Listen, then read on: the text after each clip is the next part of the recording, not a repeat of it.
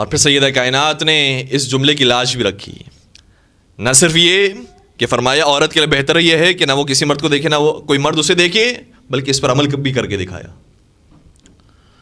یعنی کچھ لوگ ایسے ہی ہیں جو باتیں بہت بڑی بڑی کر جاتے ہیں لیکن عمل نہیں ہوتا.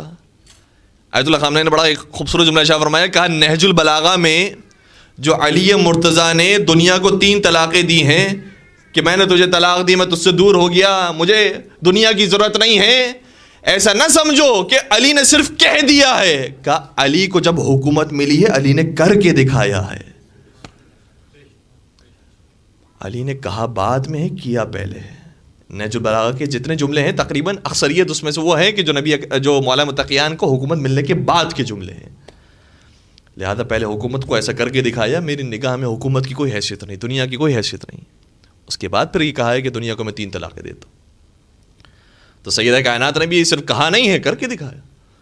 اور کیسا کیا؟ نہ صرف یہ کہ عام مردوں کے بارے میں، بلکہ ایک نابینا صحابی بھی جب حجر رسول کے اندر آیا، نبی اکرم سے ملاقات کرنے کے لیے آیا، کچھ سوالات کرنے کے لیے آیا، اس وقت سیدہ کائنات بھی حجر رسول میں موجود تھی.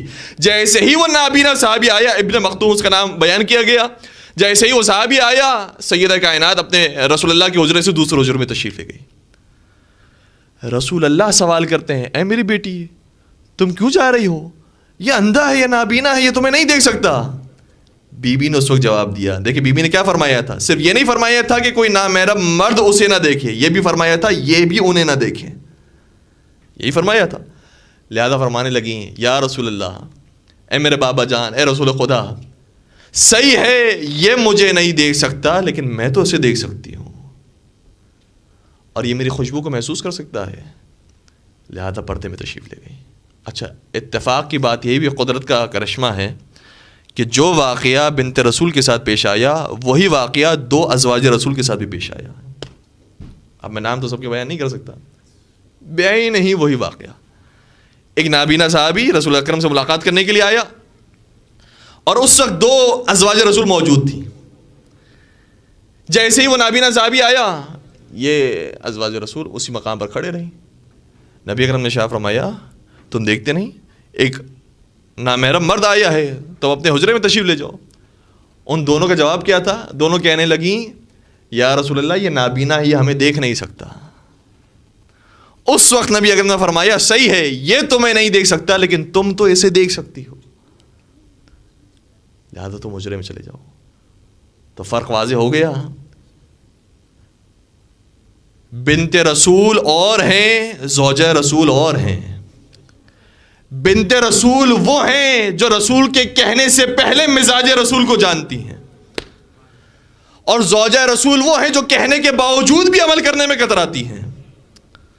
یا میں جملوں کو تبدیل کروں کہ فرق ہے ام المومنین میں اور ام ابیہا میں. ام المومنین وہ ہوتی ہیں جو رسول اکرم کی ناراضگی کی وہ پرواہ نہیں کرتی، لیکن بضعت الرسول وہ ہوتی ہیں رسول کی ناراضگی سے پہلے ہی مزاج رسول کے مطابق عمل کرتی ہیں. اللہم صلی علی محمد وعلی محمد. تو یہ 4 روایتیں آپ کی خبر بیان کی. بس اپنی باتوں کو میں سمیٹوں. بار بار نبی اکرم فرماتے رہے، یہ بضعت الرسول ہے، یہ میرا ٹکڑا ہے، یہ میرا جز ہے، اسے تکلیف نہ دینا، گویا ایسے جیسے رسول اللہ کو تکلیف دی. اور یہ ابھی صحیح بخاری کا ایک جملہ تھا، فاطمہ بضعۃ منی. دوسرا جملہ کیا ہے؟ فمن اغضبها اغضبنی. جس نے انہیں غضبناک کیا اس نے مجھے غضبناک کیا. میں کہوں گا یا رسول اللہ آپ شیرین باتیں کیجئے، آپ میٹھی باتیں کیجئے، آپ خوشی کی باتیں کیجئے، آپ غضب کی باتیں کیوں کرتے ہیں، ناراضگی کی باتیں کیوں کرتے ہیں؟ ہے میرے ساتھ؟ یعنی کہنا کیا چاہیے تھا رسول اکرم کو؟ گویا یہ کہنا چاہیے تھا، اے میری امت، اے صحابہ رسول، یاد رکھو جس نے میری بیٹی کو خوش کیا اس نے مجھے خوش کیا، جس نے میری بیٹی کو مسرت پہنچائی اس نے مجھے مسرت پہنچائی. یہ نہیں فرمایا رسول اکرم نے. بار بار اگر فرما رہے ہیں تو یہ فرما رہے ہیں جس نے میری بیٹی کو ناراض کیا.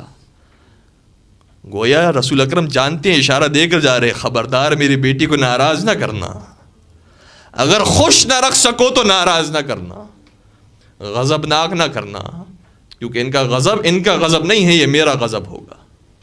اور رسول اکرم کا جو بھی غضب ہے غضب پروردگار ہے.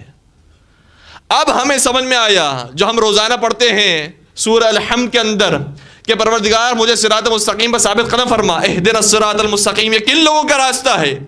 صراط الذین انعمت علیہم غیر المغضوب علیہم ولا الضالین، یہ ان لوگوں کا راستہ ہے صراط مستقیم جن پر اللہ کی نعمتیں نازل ہوئی، یہ ان لوگوں کا راستہ نہیں ہے جن سے اللہ غضبناک ہو گیا۔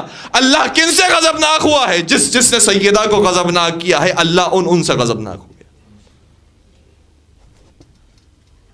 ان کے راستے سے ہمیں دور رکھنا، غیر المغضوب علیہم، پروردگار جس سے تو غضبناک ہو گیا ہے ان کے راستے پر ہمیں نہ چلانا،